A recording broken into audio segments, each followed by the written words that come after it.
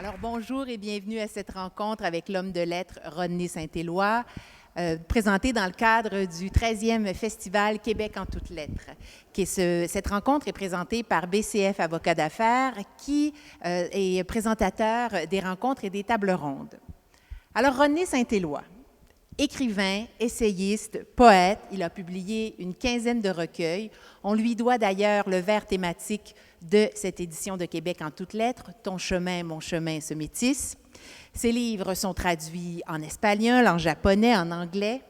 Écrivain fécond, on lui doit plusieurs livres, dont entre autres « Nous ne trahirons pas le poème »,« Haïti Kambela »,« Quand il fait triste, Bertha chante » et « Jacques Roche, je t'écris cette lettre ».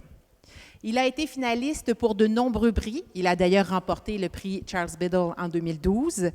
Et puis, en 2015, il est devenu membre de l'Académie des lettres du Québec. Puis, en 2019, compagnon de l'Ordre des arts et des lettres du Québec, ainsi que chevalier de l'Ordre des arts et des lettres de la République française. C'était en 2020. Rodney Saint-Éloi, c'est aussi un éditeur phare. En 2003, il fonde Mémoire d'Encrier, les éditions Mémoire d'Encrier, qui devient rapidement une référence en diversité et en littérature monde. Il nous a fait découvrir des écrivains de toutes les origines, autochtones, québécoises, haïtiennes, sénégalaises. En fait, Rodney Saint-Éloi, c'est un initiateur de rencontres, un rassembleur de culture, d'auteurs, d'imaginaire, un rassembleur pour qui le vivre ensemble semble essentiel à la beauté du monde. S'il vous plaît, mesdames et messieurs, accueillez chaleureusement avec moi Rodney Saint-Éloi.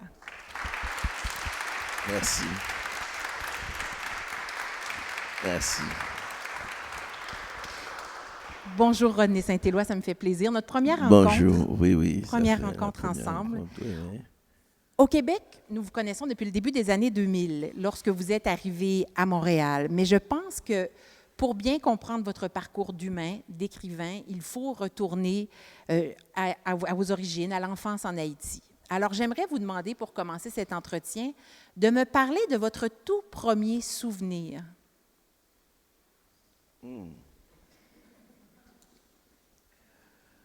Ah, merci. Et je suis un petit peu ému parce que je suis là, ici, avec vous. Mon premier souvenir en Haïti, c'est Tida, ma grand-grand-mère, qui tirait des contes. C'était à Cavaillon. J'étais vraiment tout petit à Cavaillon.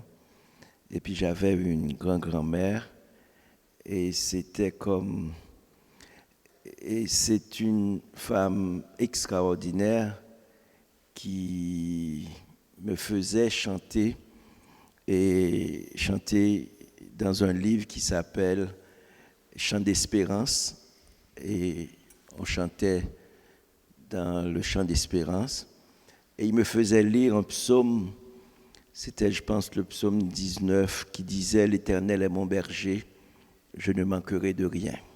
Il me fait reposer dans de verts pâturages. » Et du plus loin que je remonte dans ma vie d'être humain, j'ai toujours pensé que c'est la leçon la plus importante que j'ai reçue dans ma vie. J'ai fait beaucoup d'écoles, beaucoup d'universités. J'étais à l'Université Laval.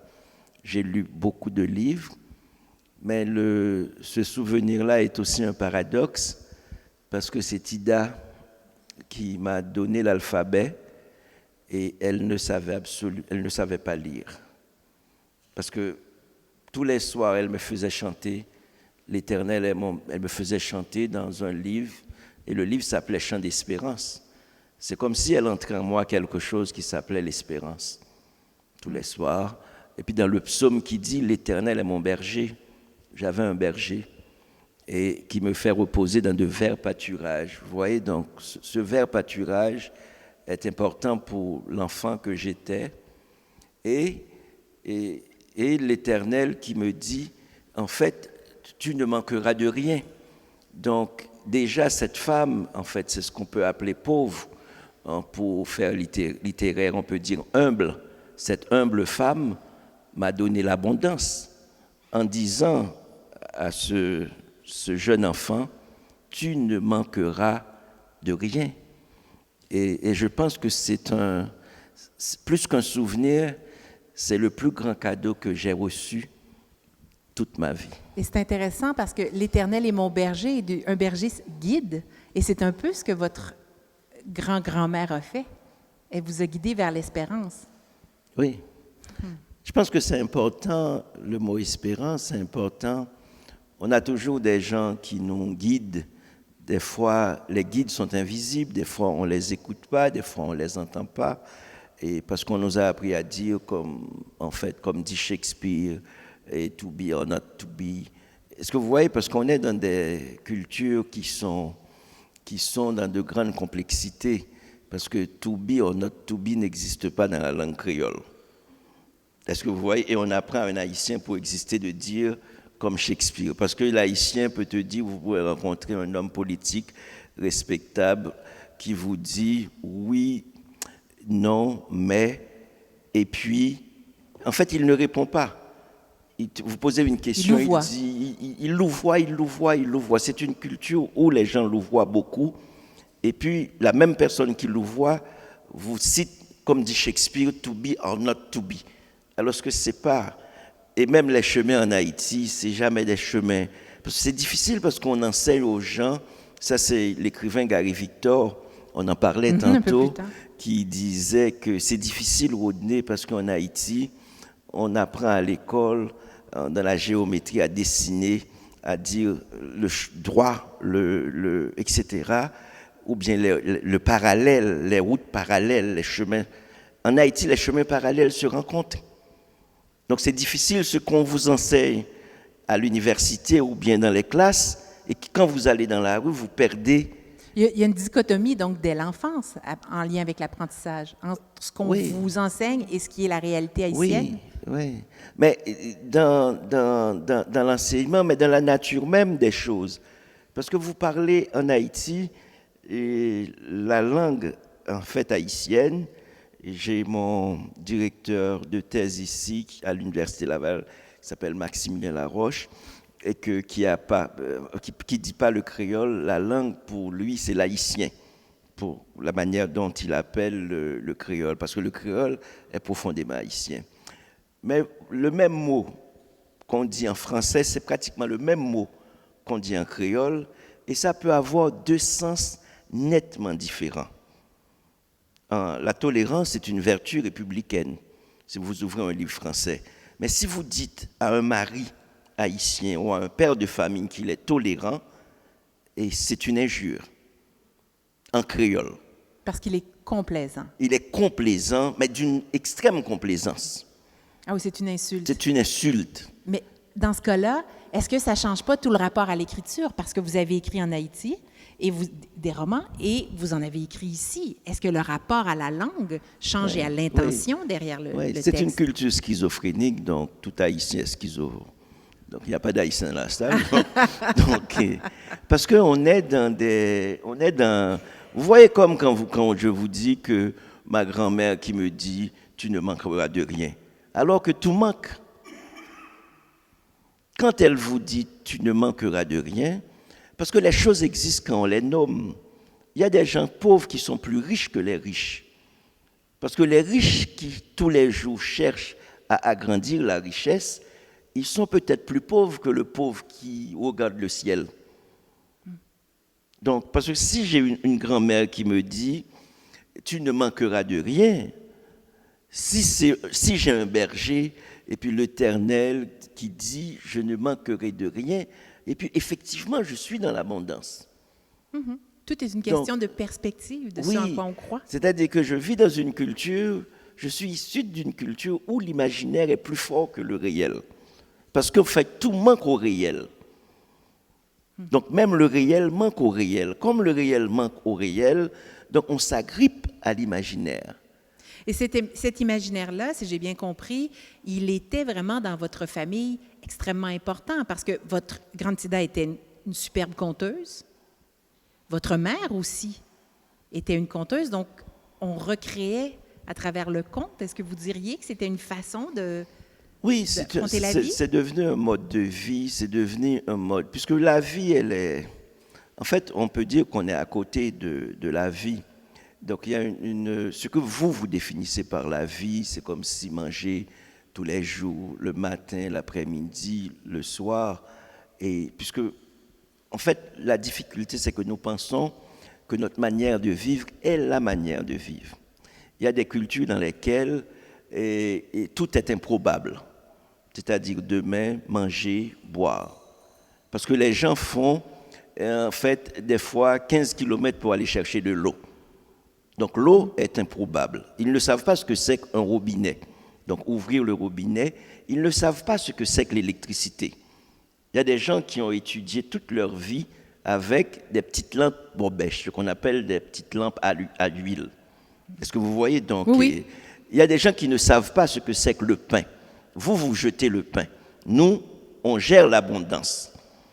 Oui. Donc on nous a appris à gérer l'abondance, à ne pas trop jeter. Donc ce qu'on a. Et puis même dans ce qu'on a, on se plaint. On manque toujours de vêtements alors qu'on en a à jeter. On manque toujours, c'est ça. Nous vivons une culture de manque. Est-ce que vous comprenez donc? Et c'est ça qui est pour moi quelque chose de comment vivre l'improbable. C'est-à-dire qu'une vie, parce qu'il faut inventer. Et dans le créole, il y a toujours cette invention de la vie. Puisque la vie qui nous est proposée n'est pas encore vie, il faut l'inventer.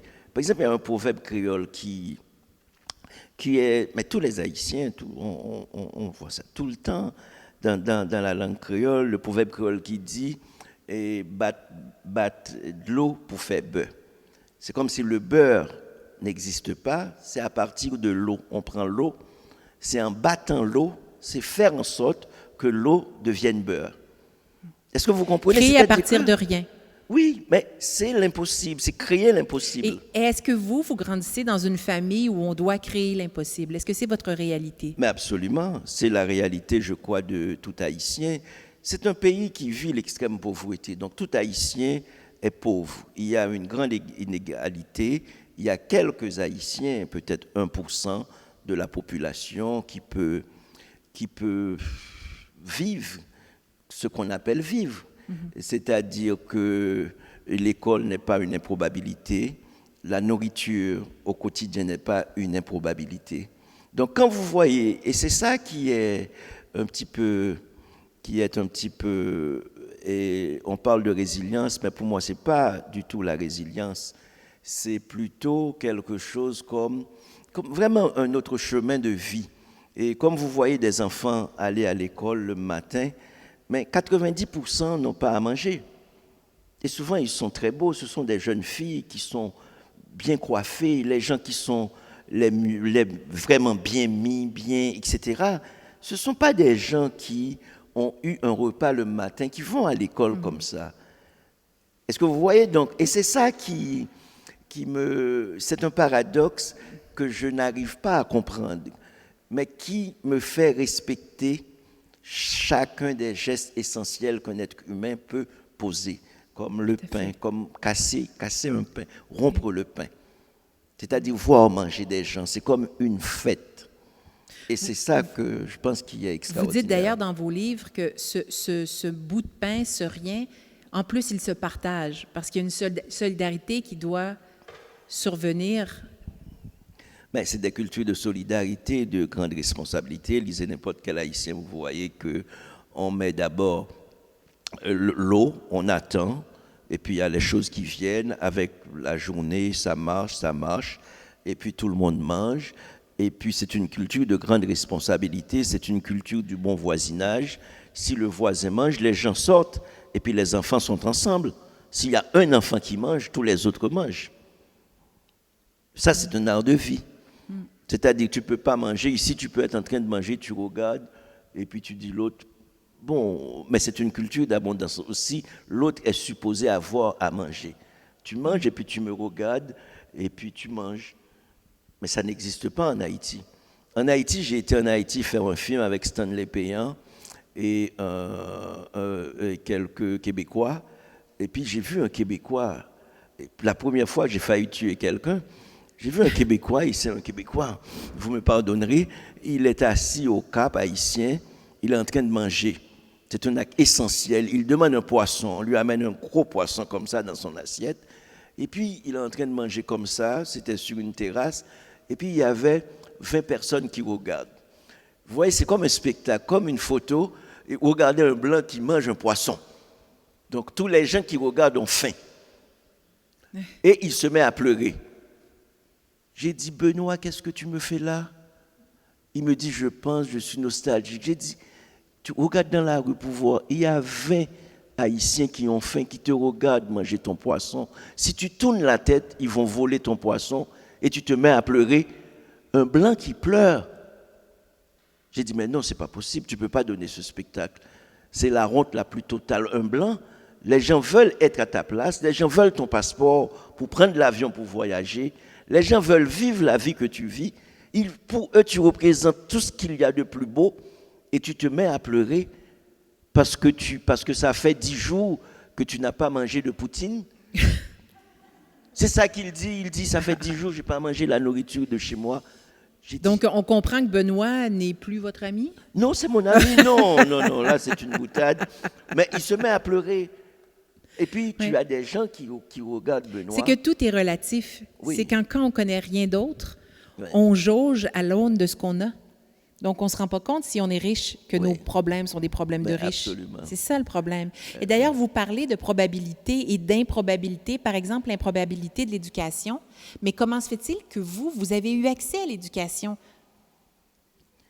Parce que c'était un rêve. Ça n'a jamais semblé un enjeu. Le rêve de tout Haïtien, c'est la beauté du monde. C'est pas... Parce qu'en fait, il y a le mot créole qui dit grand goût. Grand goût veut dire une faim immense. Le grand goût, c'est-à-dire, en fait, face à l'extrême, il y a des choses extraordinaires qui naissent. Si vous allez aux États-Unis, les grandes universités, vous allez rencontrer de grands médecins, de grands universitaires. Ce sont pour la plupart des Haïtiens. Vous allez vous frapper à la porte. En fait, parce que l'extrême, ça mène à des réflexions à des réflexions qui sont tout aussi extrêmes dans l'autre sens. Une famille, j'ai commencé par dire, la personne qui m'a appris à lire ne savait pas lire. C'est une culture d'extrême où les gens peuvent donner l'impossible. Et c'est ça, les gens donnent l'impossible. En fait, c'est exactement l'illustration de la culture haïtienne.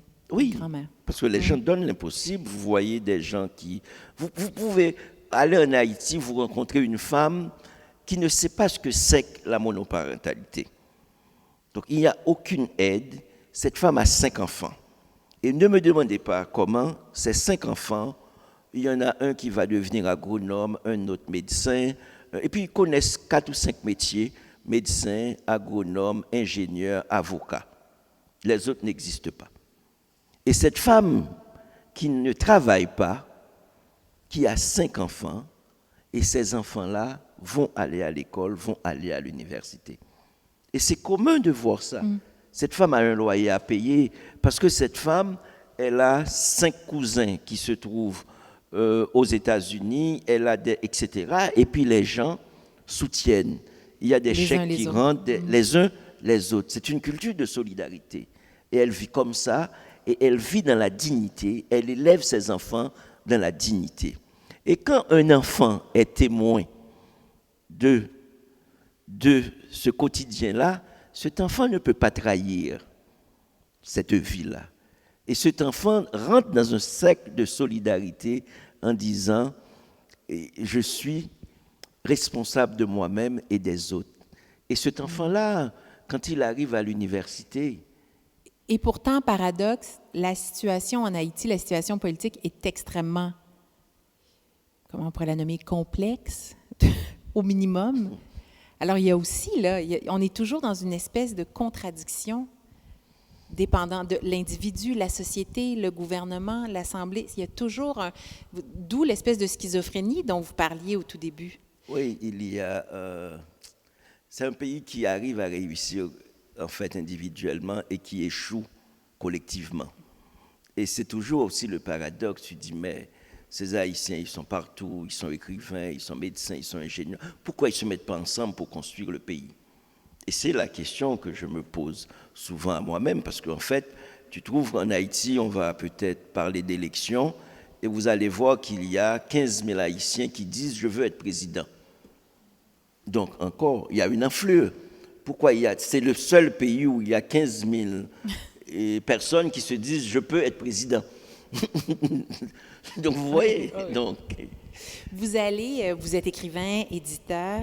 À quel moment les mots jouent un rôle important? À quel moment vous allez découvrir le pouvoir des mots? Et j'étais en classe secondaire, j'étais toujours président de classe comme n'importe quel Haïtien. On a la tendance à la dictature, donc le président, ça nous... J'étais toujours président de classe. Et une fois, j'ai découvert une chose exceptionnelle. J'ai découvert, comme président de classe, quand on est en retard et qu'un élève est en retard, J'étais au collège canado-haïtien avec des frères du Sacré-Cœur, donc les frères québécois. Donc j'ai été éduqué dans des livres québécois, comme n'importe quel élève québécois. Donc j'ai suivi le même cursus. Et en tant que chef de classe, je devais, en tant que président, justifier les retards, les absences. Et justifier, c'est-à-dire, et on était tous des bandits. Donc, quand Belensky rentre, et puis je devais inventer quelque chose, donc je devais écrire une lettre et signer. Donc, tous les jours, je devais écrire comme 6 ou 7 petites lettres pour dire que quelle tante était malade, mais il faut faire attention parce que la tante ne peut pas mourir 3 fois. Donc, il faut vraiment faire attention. Parce que Belensky a un dossier, on va mettre ça dans son dossier. Et Belensky, sur la cour, je suis là et puis ils viennent me voir, donc je devais justifier, écrire les lettres pour justifier. Donc je devais faire ça très vite et je devais changer de signature. Et je me rends compte comment du pouvoir que ça me donnait, que je pouvais, en tant que président, ce n'était pas le pouvoir présidentiel, c'était celui d'écrire une lettre et de changer le regard sur Belensky et d'inventer une grand-mère, même à des gens qui n'ont pas de grand-mère, parce que la grand-mère, il a dû partir en province parce que la grand-mère est malade. Il faut créer des situations. Mais c'est le début de votre carrière d'écrivain. Absolument, absolument. Et je m'étais mis parce qu'il y avait une grosse bibliothèque, et je m'étais mis à lire beaucoup, parce qu'il fallait. Et puis la deuxième chose aussi, j'écrivais comme président, mais j'écrivais aussi, on avait notre petit journal à l'école, et j'écrivais des lettres d'amour. Oh, un Cyrano. Pour mes amis, oui. Mais je ne connaissais pas du tout Cyrano. C'est après que je vais découvrir ça. Et j'ai même été amené à aller à l'église, parce que des fois, c'est à l'église qu'on rencontrait les filles. Je regardais Maude, j'ai un exemple parfait dans la tête, c'est Maude. Et il fallait que j'étais témoin, j'étais comme dans le secret. Et j'étais vraiment persuadé, quand j'écrivais des lettres à Maude, ça va être la petite copine de Bédi, qui est mon amie, quand j'écrivais des lettres à Maude, j'étais vraiment persuadé que quand Belensky va embrasser, comme toute récompense, sa fiancée, j'étais persuadé que les baisers étaient partagés, qu'on était 3 dans ce baiser-là. J'étais vraiment, des fois, comme ça, parce que pour écrire, j'ai compris qu'il fallait vraiment regarder Maude, qu'il fallait l'aimer. Il fallait me mettre dans sa peau, pas dans la peau de Belensky, parce que c'est lui qui va avoir le baiser. Il est devenu comme un rival. C'est Maude. Il fallait vraiment regarder Maude. Des fois, Maude sortait de l'école, elle était au collège des Sœurs, la plus grande école, les Sœurs de l'ALU, Sainte-Rose de Lima. Et puis je voyais Maude marcher, et puis je devais suivre Maude jusqu'à ce qu'elle rentre chez elle. Donc, vous développez le don d'observation nécessaire à tout écrivain grâce à ces situations-là. Ah oui. Et j'ai compris, par exemple, une fois, on avait acheté, je ne sais pas quelle musique qu'on avait acheté, c'était l'anniversaire de Maude, et c'est moi qui allais chercher la musique, je réfléchissais à Bédi, etc. Et quand la maman de Maude parlait du choix, parlait comment c'était bien choisi, cette musique-là, comment, etc. Parce qu'on achetait, c'était C'était un vinyle qu'on achetait. Puis c'était comme... Et je sentais quelque chose de... Et comment l'écriture peut faire de nous des êtres humains. C'est-à-dire, grâce à l'écriture, comment on peut avoir une communication supérieure, autre que j'ai besoin de manger, autre qu'une situation transactionnelle. Comment nos esprits pouvaient se rencontrer. Et il y avait quelque chose, et très jeune, j'ai compris que grâce à l'écriture, on est amené à une certaine transcendance. Et ça, c'était quelque chose de précieux pour moi. Et est-ce que c'est ce qui vous a porté à vouloir étudier la littérature, entre autres, à Québec, à l'Université Laval? Oui. Ou ça s'est venu autrement? Mais il y a la Bible, d'abord. Pour un Haïtien, les Haïtiens peuvent te dire, c'est vrai, je l'ai lu dans le journal. C'est dangereux parce que quand tu ne sais pas lire, tu adores, tu es comme... Les gens apprennent souvent à lire dans la Bible. Si vous apprenez à lire dans la Bible, donc c'est que ce que vous apprenez, c'est un exercice de foi. Ce n'est pas un exercice démocratique où tu peux croire ou tu ne peux pas croire. La personne peut te dire, c'est vrai. Tu dis, mais comment c'est vrai? Je l'ai lu. Donc vous comprenez, c'est pas... Parce que ce n'est pas un combat comme si tout le monde, etc., tout le monde peut savoir lire. Non, c'est vrai parce que... etc. Et puis, autre chose aussi, cette sacralisation de l'écriture, on ne peut pas draguer en créole. Même si tout le monde parle créole, il y a une chanson créole qui dit Mademoiselle, je vous aime pour nous marier, pour ne pas jamais me quitter. Vous voyez, donc, le dit d'amour se passe en français. Parce qu'il y a dans un livre fameux, l'un des fameux livres haïtiens qui s'appelle Ainsi parle la langue, d'un grand penseur haïtien, Jean Prasmas. Et il y a les paysans, il y a dans ce livre-là une lettre d'amour paysanne.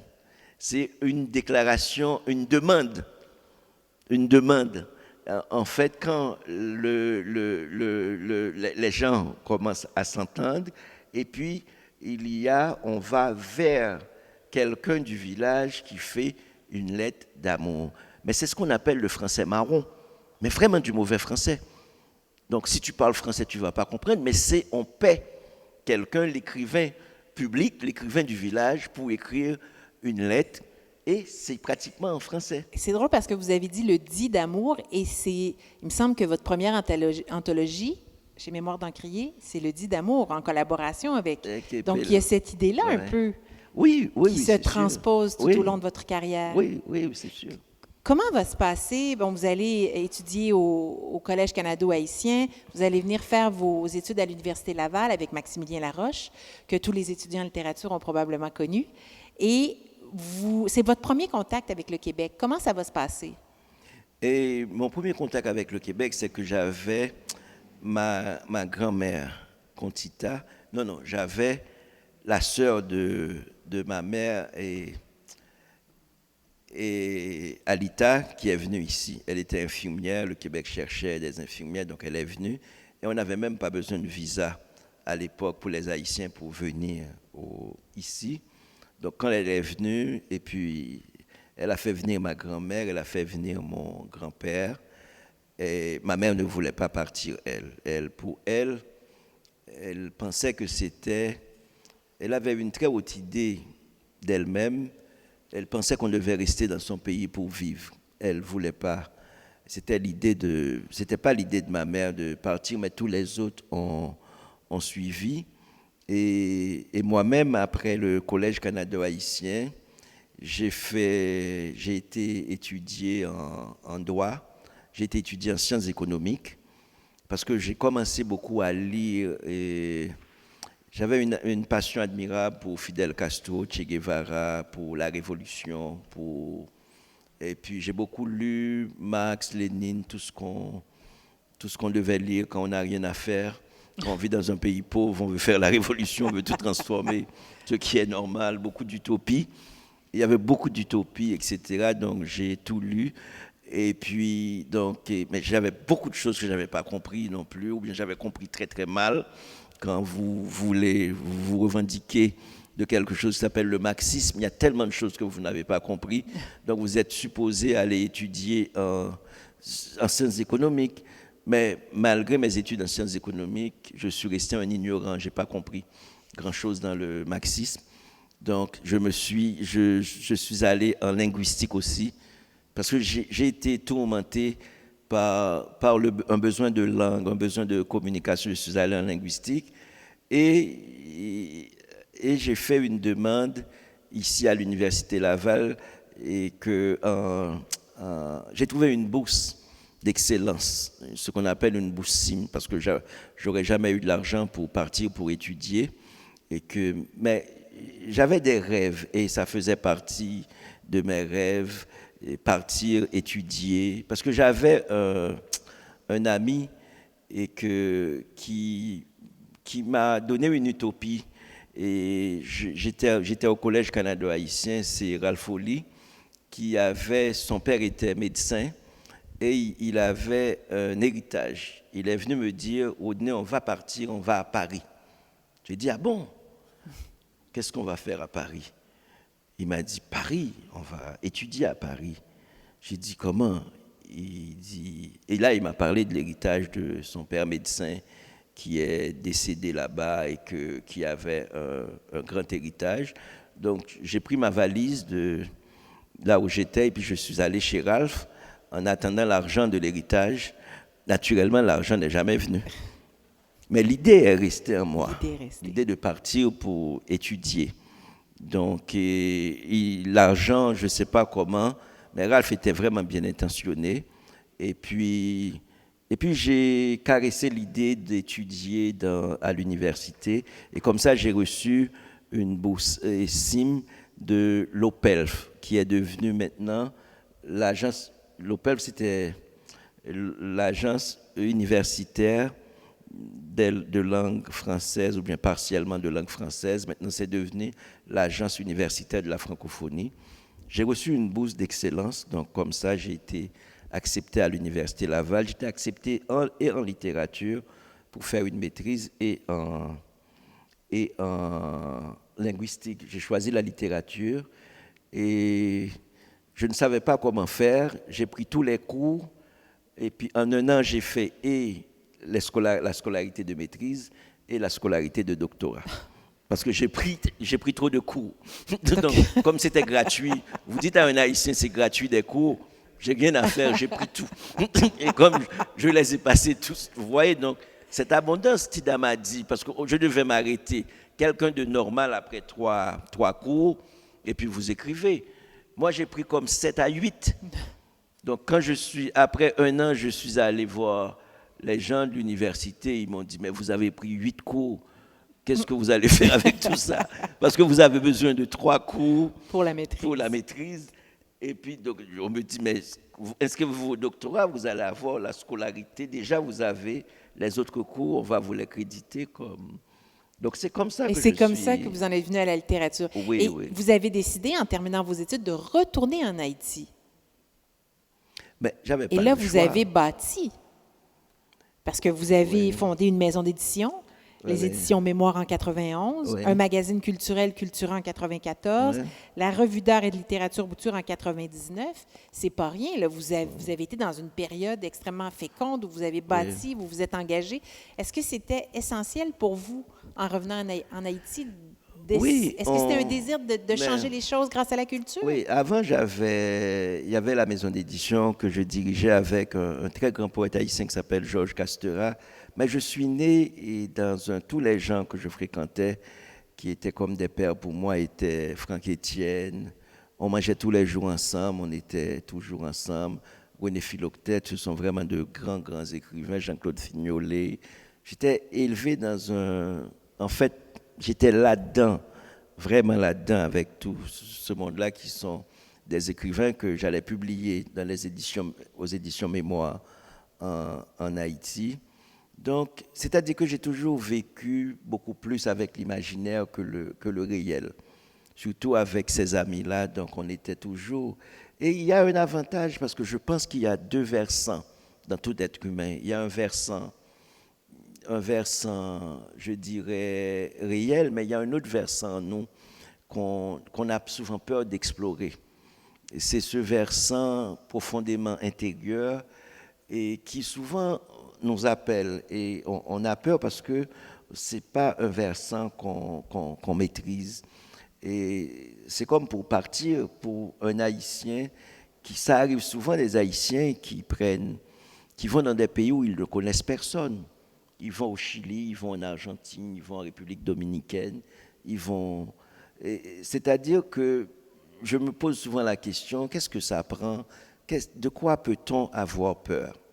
Et c'est comme si quand on est haïtien, et ça se dit en créole aussi, et comme si les gens n'ont peur de rien, puisqu'ils peuvent déjà avoir vécu le pire. Sans même le savoir, on peut déjà avoir vécu le pire. Donc, et comme ils n'ont pas... Et ils ont peu à perdre, oui, probablement. Ouais. Oui, c'est comme si l'avenir est toujours en avant. Et c'est peut-être ça aussi dans la culture haïtienne, même quand vous voyez les catastrophes. Et puis c'est drôle parce que c'est comme si j'ai toujours l'impression, quand il y a des choses très lourdes, très difficiles en Haïti, n'importe quel historien ne va absolument rien comprendre. Et puis c'est comme si j'ai l'impression que les Haïtiens disent « ces malheurs ne nous concernent pas ». C'est comme si ça traverse, et c'est 200 ans que ça existe, ça n'a pas changé. C'est comme si ça devient un on est habitus. insensibilisé? J'appellerais pas ça insensibilisé, j'appellerais ça, parce que c'est comme, vous voyez tout ce qui se passe en Haïti, et en même temps, vous avez en Haïti un laboratoire politique très, très fécond, où vous débarquez en Haïti, les gens vous parlent ils vont ouvrir un parlement, peut-être que le premier mot du parlement va s'ouvrir par un grand discours avec 10 000 références, etc. Donc, il y a toujours des utopies qui traversent, malgré la catastrophe qu'on peut imaginer. Et c'est ça que je ne comprends pas. Parce que dans la vie, on nous a appris à comprendre tout, à comprendre l'amour, à comprendre. Et comme on est des gens dits éduqués, quand on ne comprend pas, toute énigme nous fatigue. Et on met de côté tout ce qu'on ne comprend pas. Et Haïti reste pour moi quelque chose de profondément incompréhensible. Et je parle même de la révolution haïtienne jusqu'à aujourd'hui. Ça reste complètement énigmatique. Dans les années 90, vous allez connaître une période phase. Donc, vous êtes un éditeur, un écrivain reconnu, vous êtes très engagé, tout va bien pour vous. Et contrairement à bien des gens, vous allez tirer votre épingle du jeu d'une certaine façon. Votre vie est riche et vous décidez de tout quitter pour venir à Montréal. Pourquoi? Oui, parce que il faut partir quand il faut partir, quand ça va bien. Parce que ça allait trop bien. Effectivement, ça allait tellement bien que j'ai décidé de venir vivre à Montréal, de répondre à d'autres défis. Parce qu'on peut s'installer, et puis on s'installe dans la corruption. Quand on est installé, j'ai toujours eu peur du confort. J'ai toujours été inconfortable avec le confort. Quand on s'installe comme notable dans un pays comme Haïti, on va devenir ministre, premier ministre, on va avoir des maisons qu'il faut protéger avec 2 chiens, pas parce qu'on n'aime pas les chiens, pas parce qu'on aime les chiens. Aviez-vous peur d'être corrompu, de devenir? Mais absolument, d'entrer dans un système que j'ai toujours combattu. C'est ce qui nous arrive quand on a toujours combattu un système, parce qu'en fait, c'est très, très facile de devenir complètement haïtien. J'avais peur de m'installer dans mon haïtianité. Donc, il fallait prendre la distance par rapport à moi-même. Donc, parce que j'étais devenu pratiquement mon propre ennemi. j'étais en train de combattre les notables. J'ai vu que le seul journal du pays, c'était moi. La seule maison d'édition, c'était moi. Donc, j'étais devenu l'homme le plus puissant du pays culturellement. Donc, il fallait... Vous étiez l'homme à abattre.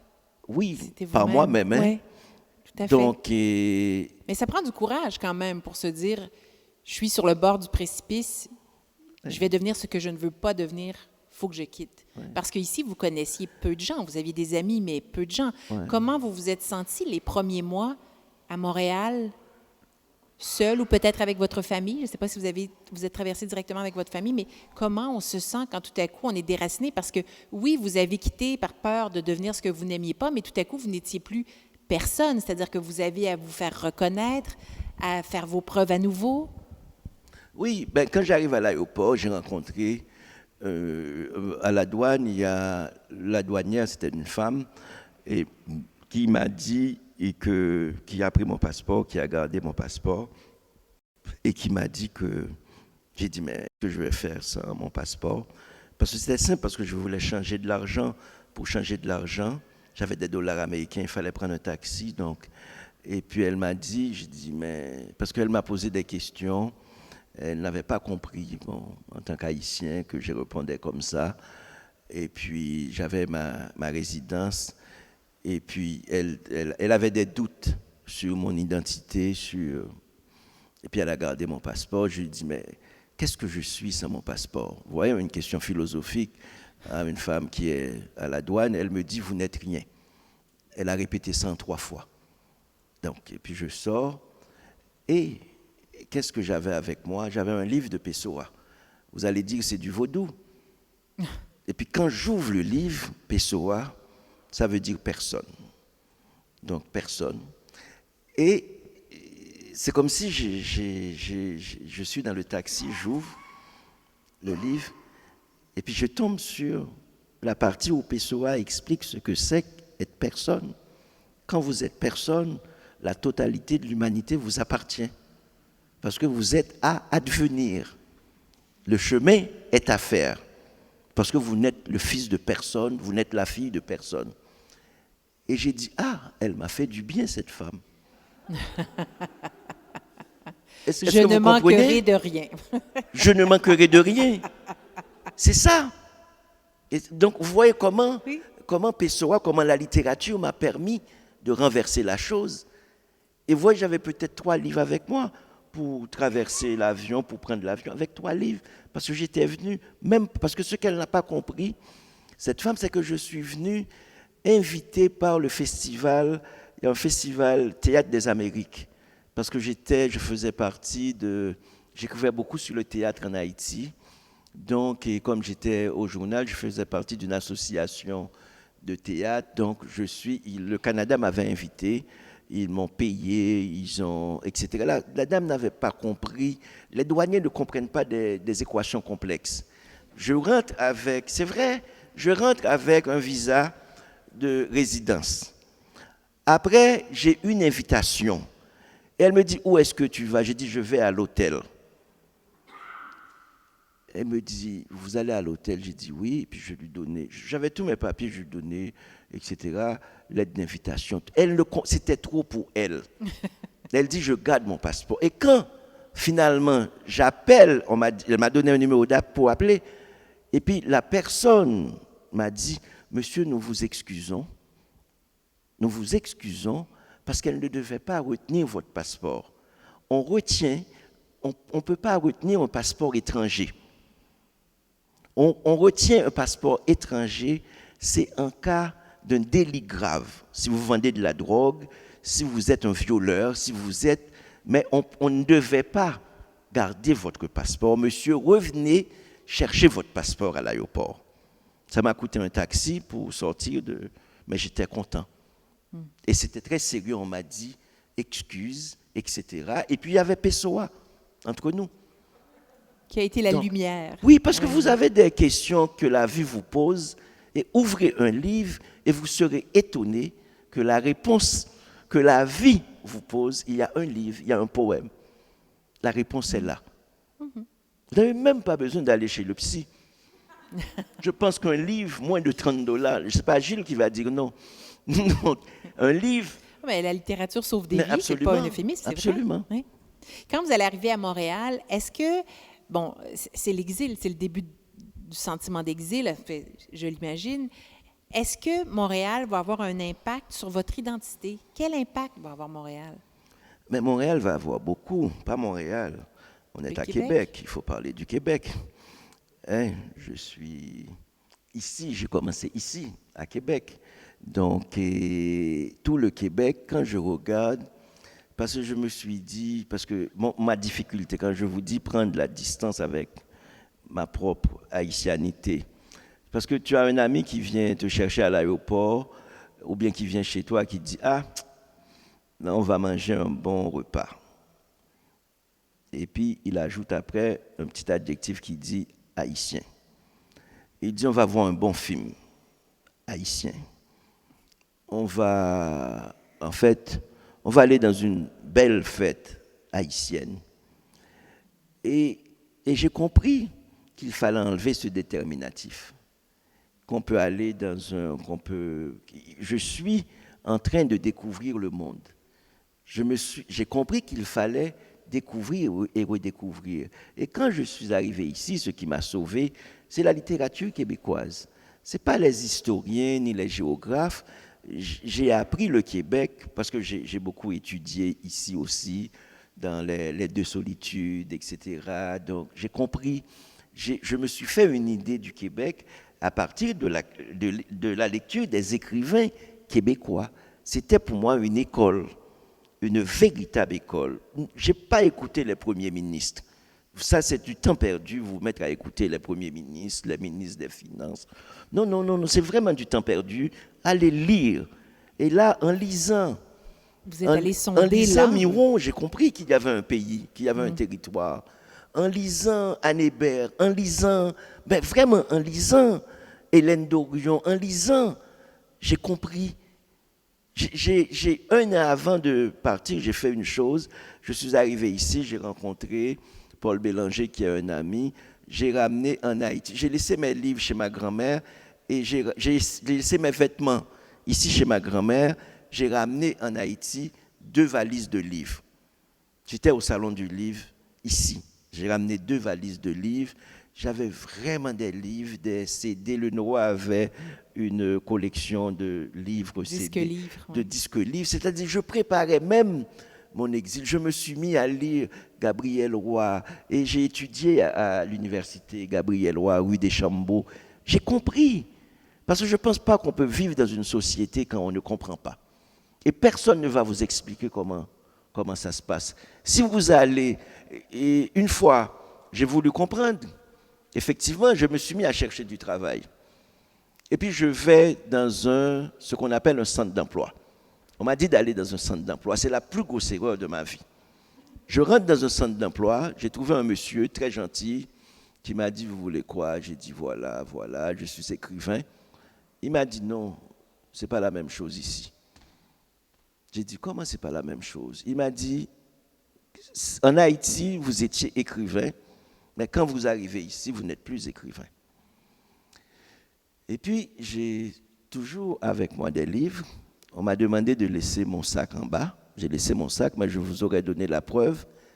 Et puis, j'ai sorti un livre, et c'était un livre, j'avais écrit un texte, et le texte a été en quelle année? En 99. Et c'est un texte qu'on a pris de moi, et ce texte est enseigné aux Belges. Donc c'est un manuel de littérature pour le secondaire en Belgique, et j'ai pris le livre, mais c'était un gros livre assez impressionnant. Même moi, ça m'a impressionné quand j'ai vu le livre. Et j'ai dit, oui, je suis écrivain. Donc, je lui ai donné une preuve. Il a regardé ça, il a dit, mais qu'est-ce que tu fais là? Il m'a mis dehors. Il a dit, si j'ai de la place pour les plombiers, etc., vous, allez dans un cégep, débrouillez-vous. Il m'a mis dehors. D'abord, il me dit, je ne suis rien. Il me dit, je ne suis pas écrivain.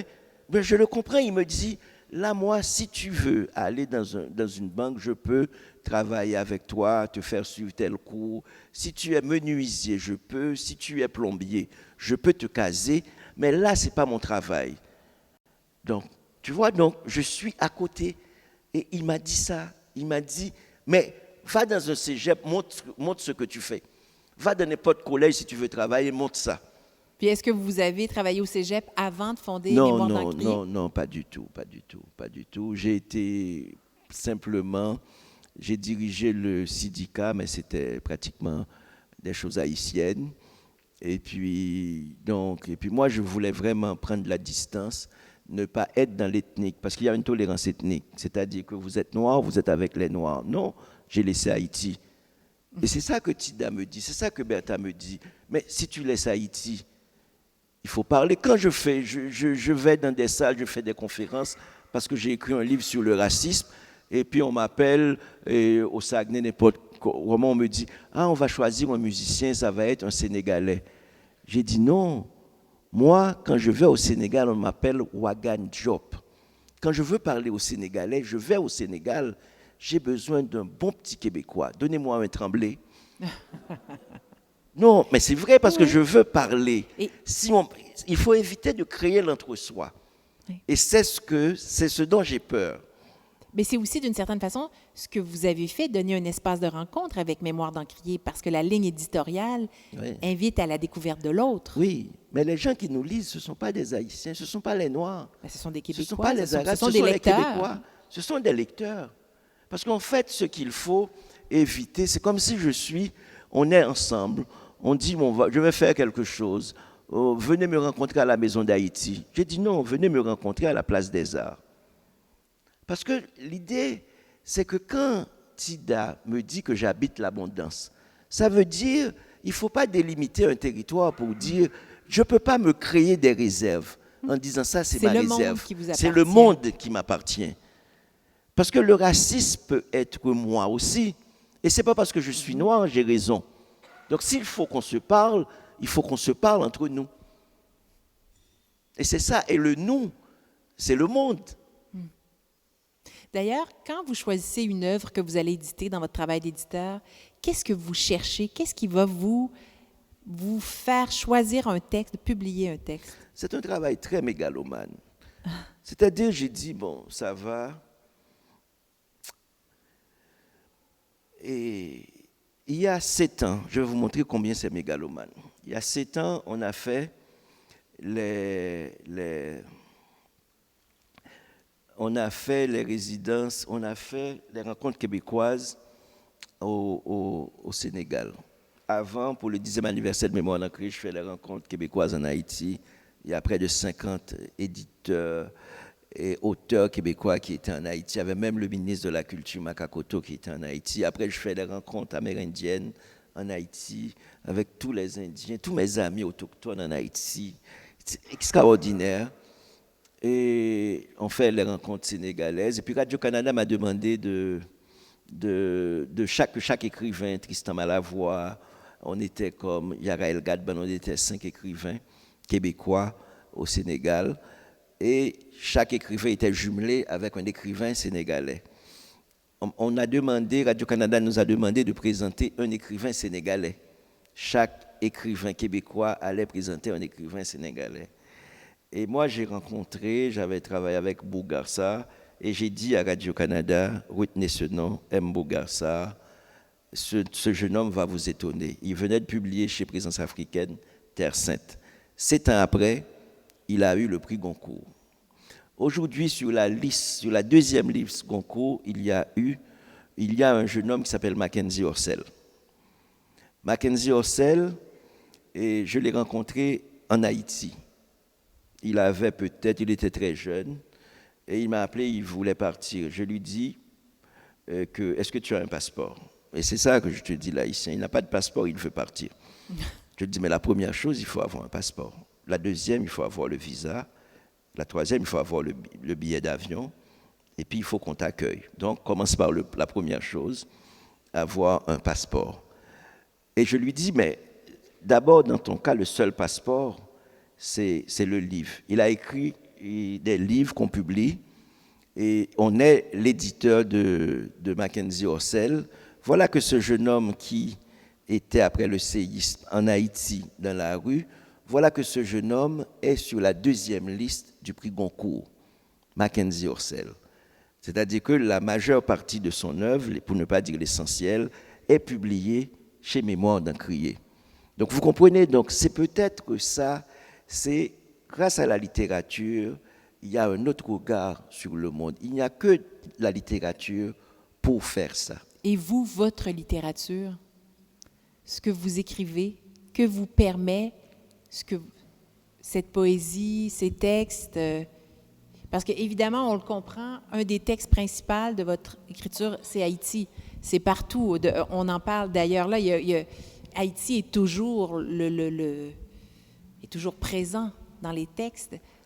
Oui, mais Haïti, c'est ce que je connais le mieux. Ce n'est pas parce que je parle beaucoup de Québec, dans mes textes, je parle beaucoup de Québec aussi, parce que c'est là que je suis en train de vivre. C'est là mon espace naturel. Donc, mais c'est comme si l'éloignement, je ne sais pas si c'est votre cas, mais parfois quand on est à l'extérieur de chez soi ou dans son autre chez soi, on est encore plus... j'ai vécu en Irlande, j'ai jamais été aussi québécoise que quand j'étais en Irlande. C'est peut-être ça aussi, le sentiment de recréer à travers sa littérature le lieu où l'on n'est plus. Oui, il y a toujours le rêve du cahier de retour au pays natal. On est toujours en train de réécrire dans sa tête le pays natal. On est toujours en train de dire qu'est-ce qu'on a trahi ou qu'est-ce qu'on peut donner. Parce que je pense que cette responsabilité, elle est humaine. Quand je vis ici dans une situation d'abondance et j'ai des frères, j'ai des sœurs qui sont dans une situation de précarité extrême. Donc, c'est-à-dire que je publie de jeunes auteurs haïtiens parce que je pense qu'il faut donner la chance à d'autres voix du monde de s'exprimer. Pas parce qu'ils sont haïtiens, comme on a publié ici beaucoup Félouine Sarr. Quand j'ai publié Alema Bankou, et mon diffuseur m'a appelé quand il a eu le prix Renaudot, Alema Bankou, pas pour Verre Cassé, pour... J'ai un trou de mémoire aussi. C'est le nom d'un animal, on va le retrouver tout à l'heure. Oh oui. Et il a eu le prix Renaudot, et mon diffuseur m'a appelé pour me dire, est-ce que c'est le même Alema Bankou? J'ai dit, que je sache, il n'y a pas deux. Est-ce que vous comprenez? Donc, oui, c'est-à-dire que je publie un auteur et l'auteur a eu le prix Renaudot. Et puis on se pose la question. Encore, on se pose la question. Et puis on se pose la question, est-ce que ça peut être le même? Mais c'est pourquoi un humain ne peut pas. Moi, je pense que je dis souvent ça à des auteurs comme Lilian Thuram que je publie. Lilian Thuram, c'est le champion en football, et puis il est publié chez moi. J'ai dit, mais c'est normal. J'ai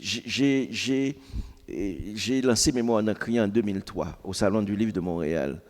J'ai engagé une relationniste de presse québécoise, pas haïtienne, Patricia Lamy. Quand je l'ai engagée, Patricia m'a dit, et puis j'ai fait un essai de communiqué. Elle m'a dit donc elle va faire le communiqué, je dois essayer de lui donner toutes les informations. Je lui donne toutes les informations. Je lui dis qu'il y a 20 auteurs et professionnels du livre invités au lancement de Mémoires d'Encrier au Salon du Livre de Montréal. Elle m'a dit, aucun Québécois ne va te croire si je mets ça dans un communiqué. J'ai dit, mais c'est vrai, Patricia. Elle dit, je ne sais pas comment tu peux inviter, où est-ce que tu trouves de l'argent. J'ai dit, mais qui te parle d'argent? Elle dit, mais comment tu peux inviter 20 auteurs? J'ai dit, je les invite et ils vont payer pour venir me voir. Mais elle n'a pas compris. Et effectivement, on a fait le communiqué, et puis les Québécois sont entrés. Et puis quand ils sont sur le stand, ils voient Michel Pierre-Louis, Yannick Laïens, qui a eu aussi le prix Femina. Yannick Laïens, que j'ai publié ici, qui a eu le prix Femina, mais qui était venu, elle a acheté son billet pour venir me voir à Montréal. J'ai écrit à mes amis en disant, sauvez-moi, je vais lancer ma maison d'édition, je suis orphelin à Montréal, venez. Oui, solidarité. Jean-Marc Pasquet est venu de la Suisse, il y a des amis éditeurs qui... L'être humain, on peut se parler entre êtres humains et les gens peuvent comprendre. Ce n'est pas une question d'argent. J'ai dit à mes amis de venir. Voilà l'initiative que je suis en train de construire. Ça s'appelle Mémoire d'Encrier. Ne me laissez pas seul. J'ai été voir la directrice Francine Bois. La Francine Bois, directrice. J'ai dit, Madame la directrice, j'aimerais vous parler d'une maison d'édition exceptionnelle. J'ai donné tous les adjectifs. Elle m'a donné rendez-vous. On se voit. Et puis, j'ai dit, je veux le plus grand stand au salon. Elle dit, c'est cher. Et puis, j'ai dit, on va négocier pour l'argent. Finalement, on s'est entendu sur un stand qui coûtait, à l'époque, il y a 20 ans, $10,000. Elle m'a dit, c'est 10 000, comment vous allez payer? J'ai dit, on va faire ça à 50%. Elle m'a dit, pourquoi? J'ai dit, mais je vais vous amener des Noirs, des Arabes, des gens qui ne sont jamais venus à votre salon. Je vais vous amener Montréal-Nord, je vais vous amener Parc Extension, je vais changer la couleur de votre salon. Elle a dit, ah bon? J'ai dit, oui, je vais faire ça. Je vais lancer ma maison d'édition. Je lui ai montré les 20 personnes qui sont invitées. Et elle a pris la chance, elle m'a donné ça à $5,000. Et puis elle m'a donné, pendant ce temps-là, on faisait... Et puis je lui ai dit, vous allez me donner 4 pages dans votre... Il y a un livret pour le salon. Donc elle n'a pas donné 4 pages, elle a donné 2 pages pour mettre les photos des gens qui allaient venir. Mais je pense qu'avec cette anecdote-là, on comprend très bien pourquoi Mémoire d'Encrier a célébré ses 20 ans. Et puis ça a marché. Et puis les gens sont venus. Et puis j'habitais. Et puis le paradoxe, cette petite maison d'édition, on était... Et puis, c'était difficile pour moi parce que les Haïtiens suivaient tout sur Internet. Ça venait de commencer, tout le monde suivait tout. Et j'étais dans un quartier très pauvre à Montréal. Et c'était à Verdun. Sur la rue Bourgeois, non? Oui, 554 de la rue Bourgeois. Vous voyez, vous êtes Haïtien. Vous voyez, le mec fait sa maison d'édition, il invite 20 personnes. Et puis la rue s'appelle rue Bourgeois. Donc, vous allez là, vous recevez plein de lettres qu'ils ont besoin de payer l'école pour telle fille, ils ont besoin de voyager, ils ont besoin, parce que la rue s'appelle la rue Bourgeois. Donc. Alors que c'est vous qui avez besoin d'aide et du soutien de vos collègues. Rodney Saint-Éloi, merci beaucoup pour cette belle rencontre, mais ce n'est pas terminé, parce que maintenant, les gens dans la salle ont l'occasion de poser des questions. Merci. Alors, si vous avez des questions, et il y a plein de questions encore, parce que le verbe est facile avec Rodney Saint-Éloi. Si vous n'avez pas de questions, j'en ai encore plein d'autres, mais je suis certaine que vous avez envie de lui poser vous-même vos questions. Alors, si vous le voulez bien, Julia va se promener et va donc vous donner le micro. Donc, si vous voulez lever la main, tout simplement. Ah, oui. Monsieur ici. Alors, Julia va se déplacer. Merci à vous deux. Je vais juste préciser qu'il faut bien parler dans le micro, je vais venir vous voir, étant donné que c'est enregistré. Puis, je vous invite à rester sur le sujet et toujours dans la bienveillance et le respect.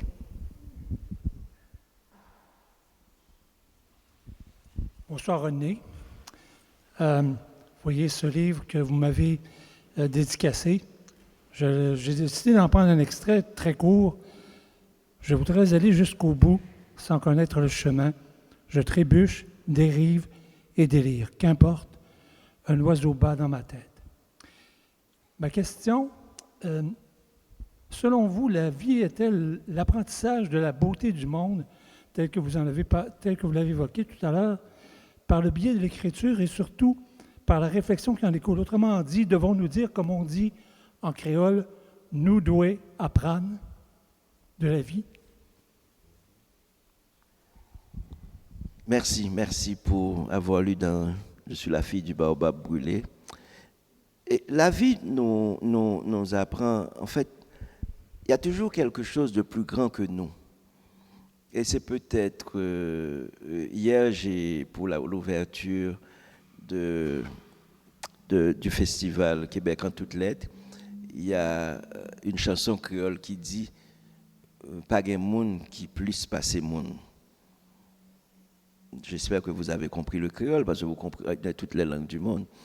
Pas de monde qui plus monde passe. Monde, c'est être humain. Pas gain, il n'y a pas d'être humain. plus grand qu'un autre être humain. Est-ce que vous voyez c'est très simple. Pas de monde qui pi moun, pas c'est moun. Est-ce que vous voyez le jeu en créole? Et il y a un président haïtien qui va jouer à partir de ce proverbe et qui va gagner les élections à partir de ce slogan « Tout le monde, c'est moun ». Est-ce que vous comprenez? Tout le monde, toute personne est une personne humaine. Et en Haïti, et quand les gens commencent à parler, ils disent « honneur » et les autres répondent « respect ». Donc, je pense que pour établir l'altérité, c'est ça, ce sens de l'autre et ce sens du sacré. Parce qu'il y a quelque chose, tu vois, toujours le chemin, c'est peut-être en fait, dans la culture occidentale, on peut parler de Sisyphe, mais c'est quelque chose de plus subtil. C'est-à-dire, en Haïti, on te dit démon, gémon. Après une colline, c'est encore une autre colline. Donc, c'est-à-dire que et la vie n'est pas un chemin comme si on s'arrange pour mettre tout le bonheur de notre côté, tout le confort de notre côté. Mais la vie est faite d'inconfort. C'est-à-dire quand un Haïtien rentre chez moi, un cousin, et puis il prend l'avion, il débarque ici, il m'appelle, il dit j'arrive. Ok, normalement en tant que Québécois que je suis, je dis pour combien de temps? Mais c'est une faute. Quand il dit qu'il arrive, il ne sait pas. Est-ce que vous voyez? Donc, et le problème des Haïtiens, c'est que les Haïtiens qui se marient avec une Québécoise, donc là, le choc, c'est que la mère ou bien la tante rentre. Et puis quand la tante rentre, et puis la tante, le lendemain, la tante prend la cuisine, la tante se met à faire à manger pour tout le monde. Et puis, un mois après, la tante est là. Et puis la tante fait que s'installer. La tante prend de la place. Donc, tu vois, la tante n'aime pas la chambre qui lui est faite. La tante fait un petit lit dans le salon. Et là, c'est complètement fou. Et le mec a été éduqué pratiquement par cette tante. Comment peut-il parler à cette tante pour lui dire, ici, les jours sont comptés?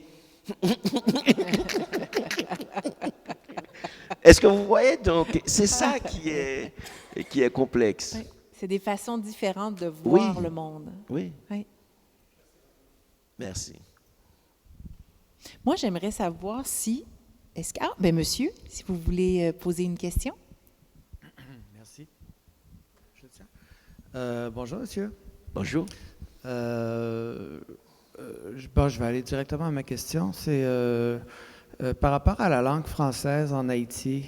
La langue française est parlée en Haïti, pas seulement le français, aussi l'espagnol, l'anglais, tout ça. Le créole, bien sûr. Je voudrais savoir, parce que c'est la langue du colonisateur quand même, est-ce que le français est aimé en Haïti? En tout cas, c'est la langue de l'accès à la citoyenneté. Il y a, pendant un certain temps, deux registres de naissance, ce qu'on appelle en créole baptistais, un registre paysan et un registre en fait citoyen. C'est-à-dire que il y a une forme de ségrégation qui fait qu'il y a d'un côté les pauvres qui fonctionnent en créole et cette minorité qui est très riche, qui parle une autre langue, qui est comme le français. Et il y a une petite phrase que j'ai dit souvent dans mes livres, j'en ai parlé dans Bertha, et il y a beaucoup d'écrivains haïtiens, peut-être caribéens, qui ont vécu ce même trauma. C'est la petite phrase « exprime-toi ». En fait, moi, je suis la première langue, la seule langue enfant que j'ai parlé, c'est le créole. Et vous arrivez dans une école, la petite école, et vous commencez à parler. Donc, vous êtes vraiment tapageur, vous vous exprimez beaucoup. Et puis, il y a quelqu'un qui vous dit « exprime-toi ». Mais méfie-toi, exprime-toi, c'est-à-dire parle en français. Mais cette personne qui te dit « exprime-toi » ne parle pas vraiment le français. Vous voyez, il est professeur, il est là, c'est un instituteur qui est là, et Et en créole, on va dire, parler français, pas veut dire l'esprit. Donc, n'est pas signe d'intelligence. Parler le français n'est pas signe d'intelligence. Donc, il y a toute une... Et Jean Prasmas, j'ai cité tantôt Jean Prasmas, et qui va beaucoup parler du bovarisme culturel. C'est-à-dire de cette... Parce qu'il faut voir le poids du colonial. Comment, en fait, pour exister, et il faut exister en français. Il faut exister dans le mirage du colon. Donc, parce qu'en fait, il y a tout le trauma, c'est-à-dire après la Révolution, qu'est-ce qu'il fallait faire? Est-ce qu'il a fallu reproduire le maître? Parce que c'est le seul modèle qu'on a eu, c'est le maître. Et c'est là le problème dans le racisme. Parce que quand on fait une révolution en 1804, on est une bande de nègres sortis partout de l'Afrique. Parce que l'esclavage, qu'est-ce qu'on a fait dans l'esclavage? Les gens de Guinée ne se retrouvent pas dans la même habitation. Donc on prend les gens de partout pour les diviser. Et c'est pourquoi le créole va naître. Le créole, c'est une langue donc, qui est prise de toutes les langues africaines. Donc c'est comme ça que ces langues-là vont se fonder. Et ces esclaves-là, qu'est-ce qu'ils ont vu? Dans l'horizon, ils ont vu la vie des colons. Maintenant, quand ils ont inversé l'histoire, ils sont devenus des êtres humains. Qu'est-ce qu'ils ont comme modèle d'être humain? Est-ce que vous voyez donc comment créer un autre modèle? Alors que la seule chose qu'ils connaissent, c'est le mépris. Donc, le mépris va être inversé. Donc, Dessalines va dire une chose importante après l'indépendance. Il va dire, et les pauvres noirs dont les pères sont en Afrique, n'auront-ils donc rien? Et là, le préjugé de couleur va être quelque chose de très, ce qu'on appelle le colorisme.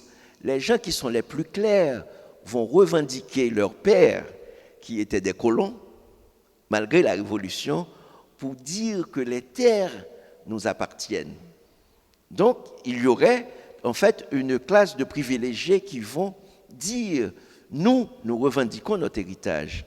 Et c'est ça le problème, jusqu'à présent, c'est ça le problème. Donc le mépris de l'un vers l'autre, parce que c'est la seule chose qu'ils ont eue comme référence. Vous en parlez d'ailleurs Quand il fait triste, Bertha chante, c'est un des thèmes que vous abordez aussi, cette réalité-là, parce qu'elle vous touche vous-même aussi d'une certaine façon, de par vos origines. Est-ce que vous pouvez nous parler un peu de votre famille, peut-être? Mais c'est la cause de nos malheurs. Moi, je suis venu d'une famille où le père est en fait, en Haïti, comme les pères, tous les pères n'existent pas. Les pères sont des choses assez fictives. C'est-à-dire que vraiment, les pères passent, les pères sont... Même quand ils sont à la maison, quand les fils veulent sortir, les filles, le père dit, va voir ta mère. Tout, va voir ta mère. Tu vois, pour tout. Donc, le père est une fiction, même s'il est là, vissé à la maison. Donc c'est c'était quoi la question encore? La question, c'était que vous-même, vous aviez dans votre histoire une représentation de cette réalité-là. Oui, et mon père est d'un milieu plus aisé, et mon père est clair, très clair, et d'une famille, ce qu'on peut appeler une famille, je dirais, aisée, une famille de mulâtres, une famille qui est de la haute ville, et ma mère est d'une... C'est-à-dire c'est des gens qui ne devaient pas se rencontrer, ils se sont rencontrés en fait par hasard. Quand je dis par hasard, c'est que ma mère était comme jeune fille prise pour être civilisée, pour devenir, pour pouvoir bien parler, pour pouvoir bien apprendre comment les codes de la société, chez mon père, chez la mère, la grand-mère de mon père, et c'est comme ça qu'ils se sont rencontrés par hasard un soir.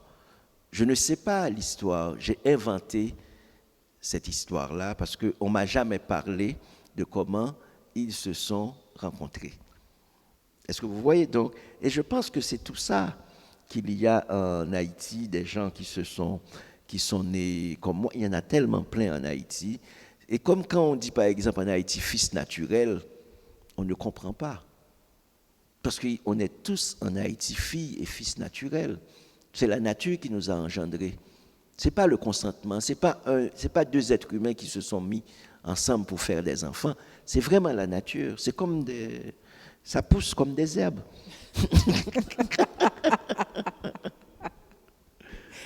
Est-ce qu'il y a d'autres questions? Est-ce que je continue? Moi, j'ai pas de Il problème. y aurait du temps pour une dernière question. Alors, Je pense qu'il y est-ce a... que vous voyez quelqu'un? Moi, j'oserais vous poser une question sur Bertha. Oui. Pourquoi avoir voulu lui consacrer un livre? Pour pouvoir en parler ici à la Maison de la littérature, parce que j'imagine qu'on a beaucoup parlé d'un certain nombre de gens, parce que sans le vouloir, les musées, les lieux de consécration, les maisons de littérature, nous avons des angles morts dans ce même quand on dit, qui a dit, j'aime beaucoup voir dans un livre quelles sont nos références. Nos références ne sont pas nos références. Ce n'est pas nous qui avons choisi de dire à chacune de nos phrases, comme le dit Baudelaire, comme le dit... Non, c'est un matin qu'on nous dit de le dire. Et tu vois, tous les journalistes disent, comme a dit. Et c'est important de voir que je rencontre des gens qui disent, comme a dit Bertha, comme a dit Tida, comme a dit Mercilia. Et je pense qu'il faudrait qu'on... moi, je définis souvent la littérature comme le décentrement d'autres vies que les nôtres. C'est-à-dire que moi, je trouve un petit peu bizarre de lire tous les livres prescrits par les journalistes le matin, dimanche matin, pour dire, voilà, 4 étoiles, 3 étoiles et demie, et des gens qui se mettent à lire des livres prescrits par... J'aimerais bien entrer dans une librairie, choisir moi-même, en disant, je veux lire ça. Et quand je lis ça, je découvre quelque chose que je n'aurais pas découvert ici, que je n'aurais pas découvert. Et c'est important pour moi de dire, voici la vie d'une femme, Bertha, qui est différente de ce qu'on appelle la vie, de ce qu'on appelle vivre. Et c'est pour moi ça qui m'interpelle dans la littérature, parce que je pense que si j'existe, c'est grâce à un certain nombre de mots qui me sont parvenus, des fois par hasard, que j'ai découvert par moi-même. Et ces mots m'ont servi d'âme miraculeuse.